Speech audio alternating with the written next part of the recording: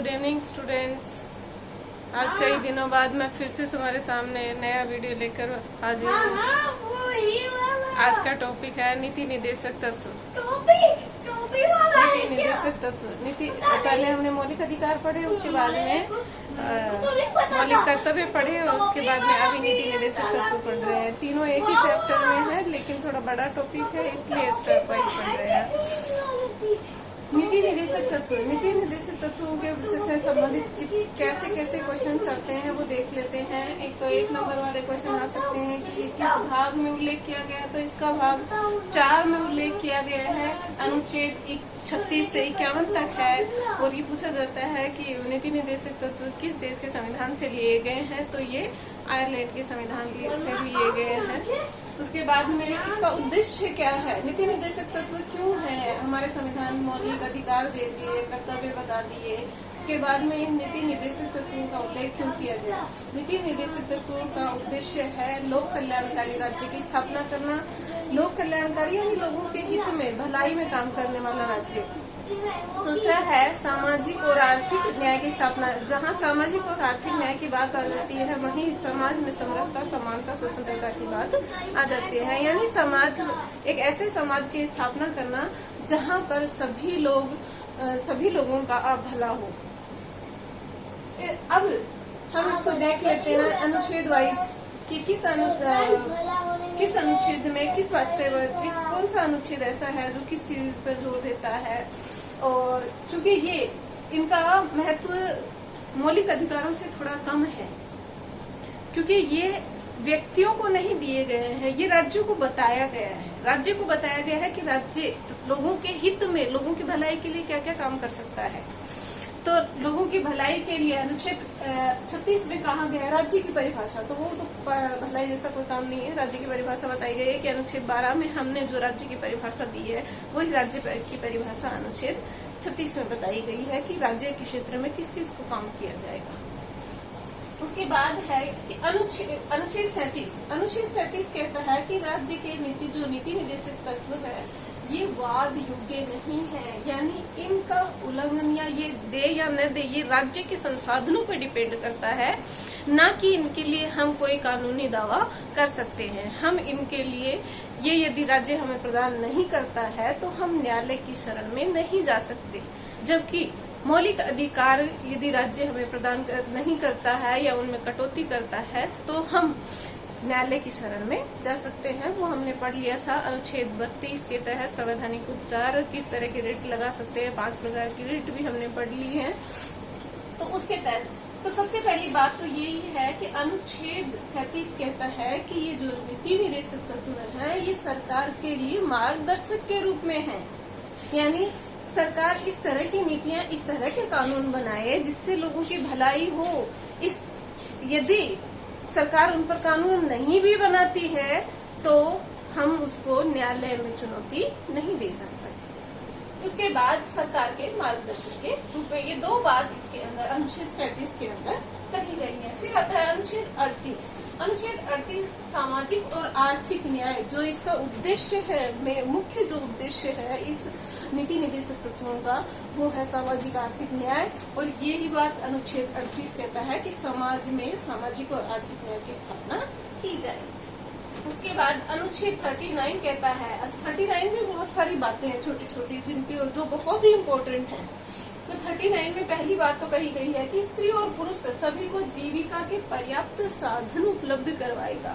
कौन? राज्य। ये राज्य का कर्तव्य है, राज्य की ड्यूटीज हैं ये, व्यक्तियों की नहीं, कि वो सभी स्त्री पुरुषों को जीविका के पर्याप्त साधन मुहैया करवाएगा, उपलब्ध करवाएगा। दूसरी बात है भौतिक संसाधनों का उचित बंटवारा, यानी जो हमारी समाजवादी व्यवस्था है, उत्पादन और वितरण के संसाधनों का उचित तरीके से, यानी सबका सबके लिए वाली बात है। संसाधनों का उचित बंटवारा कौन करे? राज्य करेगा। ये राज्य को मार्गदर्शन दिया गया है नीति निर्देशक तत्वों में। उसके बाद है कि संपत्ति व उत्पादन के साधनों का विकेंद्रीकरण किया जाएगा। एक ही जगह केंद्रीकरण की बात ये नहीं करा। विकेंद्रीकरण का मतलब होता है बंटवारा करना, उसको बांट देना, पृथक पृथक कर देना, यानी किसी एक जगह पर केंद्रित न करके सब लोगों में बांट देना। उसके बाद में चौथा जो नीति निर्देशक है 39 के अंतर्गत वो कहता है कि समान कार्य के लिए समान वेतन, चाहे वो स्त्री है चाहे वो पुरुष है, यदि वो समान कार्य कर रहे हैं तो उनको समान वेतन दिया जाएगा। स्त्री पुरुष के आधार पर कोई भेदभाव उनके साथ नहीं किया जाएगा। उसके बाद है स्वास्थ्य व सुकुमार अवस्था का दुरुपयोग न हो, ये बालकों के लिए है, खासकर महिला और बच्चों के लिए, हालांकि पुरुषों के लिए भी है, लेकिन विशेषकर ये महिला और बच्चों के संदर्भ में है कि उनकी महिलाओं के स्वास्थ्य के साथ खिलवाड़ नहीं किया जाए। और दूसरा है सुकुमार बालकों की सुकुमार अवस्था का दुरुपयोग न किया जाए। उसके बाद है अगला बिंदु, वो कहता है कि बच्चों के सर्वांगीण विकास के लिए राज्य क्या करेगा, अपने कोई भी कानून बना सकता है। उसके बाद में जो व्यक्ति जिस व्यक्ति के पास पर्याप्त संसाधन नहीं है और कोई बात वगैरह है तो वो निःशुल्क न्याय प्राप्त कर सकता है, विधिक सहायता प्राप्त कर सकता है, करवा सकता है। कौन? राज्य को ये निर्देशित किया गया है। उसके आगे अनुच्छेद 40 कहता है कि ग्राम पंचायतों का गठन, ग्राम पंचायतों का गठन कौन करेगा? राज्य का। ये राज्य का नीति निर्देशित किया गया है राज्य को कि वो ग्राम पंचायतों को ग्राम स्तर पर शासन संचालन के लिए ग्राम पंचायतों का गठन करेगा। और इसके तहत हमारे यहाँ पे संविधान में संशोधन भी हो गया है और उसी के अंतर्गत ग्राम पंचायतों का पूरे देश में गठन भी होता है और उनका संचालन भी किया जा रहा है 1993 से। उसके बाद है अनुच्छेद 41, वो कहता है कि काम, शिक्षा और लोक सहायता, काम दिया जाए, लोक सहायता दी जाए। और ऐसा किनको दिया जाए? जो दुर्बल वर्ग है। और दुर्बल वर्ग में कौन आते हैं? बीमार हो, जो दिव्यांग है या बेकार है, ऐसे लोगों की सहायता करना राज्य का कर्तव्य है। उसके बाद में है अनुच्छेद 42, ये कहता है कि मानवोचित दशाएं और प्रसूति अवकाश, ये खासकर महिलाओं के लिए बहुत उपयोगी अनुच्छेद है, बहुत इम्पोर्टेंट अनुच्छेद है। यानी कि हम जब कोई भी व्यक्ति कारखानों में या खदानों में कहीं भी कार्य कर रहा है तो ऐसी दशाएं होनी चाहिए जहाँ पर रह करके वो काम कर सके। दूसरी बात, महिलाओं के लिए तो महिलाओं के लिए प्रसूति अवकाश की सुविधा भी कौन मुहैया करवाता है? मुहैया कराने का प्रावधान भी राज्य को दिया गया है, क्योंकि महिला और इसके तहत महिलाओं को छूट दी जाती है। अभी 180 दिन का प्रसूति अवकाश दिया जाता है।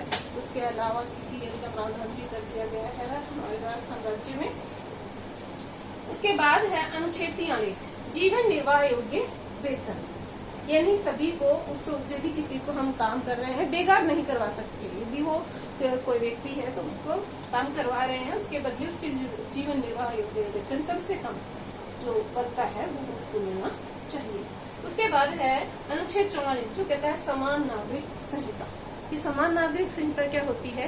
ये एक समान नागरिक संहिता का मतलब है कि व्यक्ति चाहे किसी भी धर्म का हो, हिंदू, मुस्लिम, सिख, ईसाई, पारसी, बौद्ध, कोई किसी भी धर्म का हो, लेकिन उनके 3 नियम समान होने चाहिए: विवाह, तलाक और उत्तराधिकार। हालांकि बाकी सारे नियम तो समान, लगभग समान हैं, लेकिन ये 3 है, ये सब में अलग अलग है।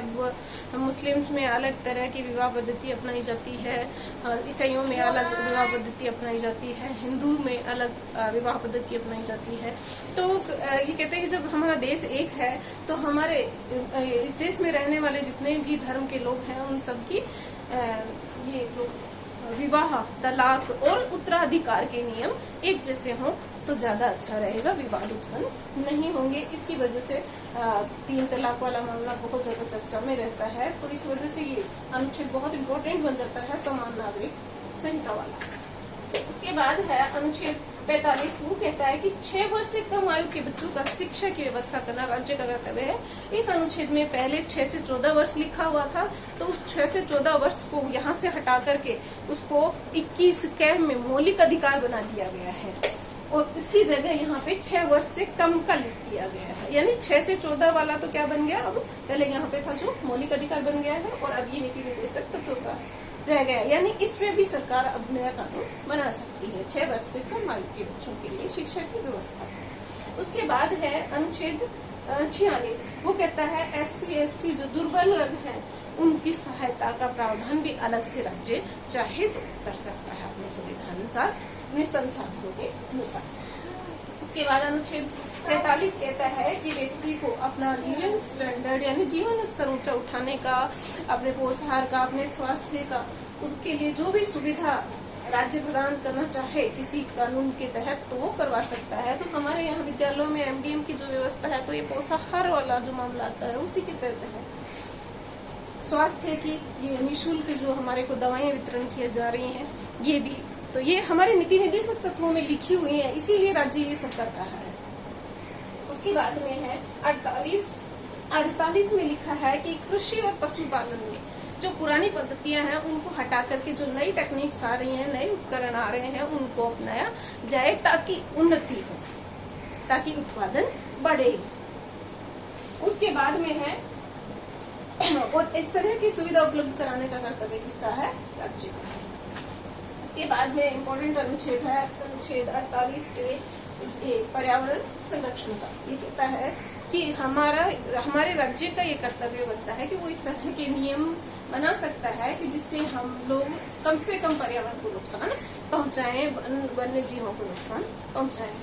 उसके बाद है अनुच्छेद 49, ये कहता है कि जितने भी ऐतिहासिक स्मारक है उनकी सुरक्षा करना, उनका संरक्षण करना भी राज्य का कर्तव्य है, राज्य को करना चाहिए और साथ में हमारा भी कर्तव्य है कि हम ऐसी चीजों को, संपत्तियों को नुकसान, सार्वजनिक संपत्तियों को, हमने जब मौलिक कर्तव्य पर जब पढ़ रहे थे तो हमने पढ़ा था कि सार्वजनिक संपत्ति का नुकसान नहीं किया जाना चाहिए, उसी के तहत अनुच्छेद 50 कहता है कि कार्यपालिका और न्यायपालिका कई बार इन दोनों में ठन जाती है, तो ये दोनों क्या है, पृथक रहनी चाहिए, एक दूसरे से स्वतंत्र रहनी चाहिए, ताकि स्वतंत्र यदि कार्यपालिका ने कोई कानून बनाया है, कोई विधि सम्मत नहीं है, तो न्यायपालिका उस पर उचित निर्णय ले सके और न्याय की समुचित व्याख्या कर सके। उसके बाद है अनुच्छेद 51। अनुच्छेद 51 में हमारे भारत देश की विदेश नीति कैसी होगी, दूसरे देशों के साथ संबंध, हमारा पाकिस्तान के साथ कैसा संबंध होगा, चाइना के साथ क्या संबंध होगा, अमेरिका के साथ हमारे कैसे संबंध होंगे, रूस के साथ कैसे होंगे, यानी दूसरे देशों के साथ हमारे संबंध क्या होंगे और हमारी मूल विदेश नीति का सार क्या है, ये सब अनुच्छेद 51 के में लिखा गया है। ये है अनुच्छेद 51 में लिखा हुआ है। 51 के में तो हम मूल कर्तव्यों का उल्लेख किया गया है, ये ध्यान रखना। तो ये आज हमने नीति निर्देशक तत्वों के बारे में पढ़ा। मैंने इसको बोर्ड पे लिख लिया और क्योंकि ज्यादा थे इसलिए एक बार लिखती और फिर आपको एक्सप्लेन करती तो शायद टाइम ज्यादा लगता और वीडियो लंबा हो जाता, आप लोग नहीं कर पाती, इसलिए थोड़ी थोड़ी दिक्कतें आती हैं कभी कभी, तो उसके लिए मैं कोशिश कर रही हूँ कि थोड़ा और बेटर कर पाऊँ। Thank you so much.